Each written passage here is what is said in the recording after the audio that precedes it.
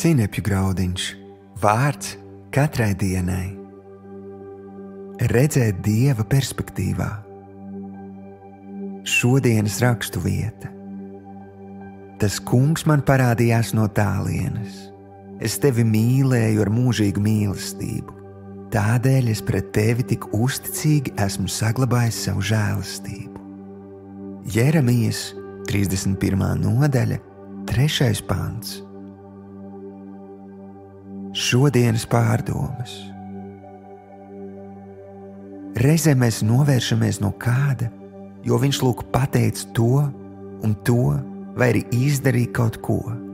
Mēs norakstām šo cilvēku, balstoties uz kādu notikumu vai rīcību. Taču, ja mēs paskatītos ilgākā laika griezumā uz šā cilvēka dzīvi, tā izrādītos visai izdevusies un pat pamācoša. Šodienas raksturvietā lasām, ka Dievs mūsu dzīvi uzlūko mūžības griezumā, nevis katru mūsu dzīves mirkli atsevišķi. Tieši tāpēc ikdienas viņš pret mums uzticīgi saglabā savu žēlastību, jeb nepelnītu labvēlību.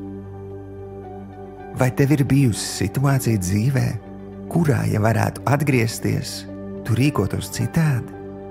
Domāju, ka visiem tādas ir. Padomā, kam tu varētu palūgt piedošanu par savu kļūdu, un padomā, kā tu skaties uz tiem, kas kļūdījušies.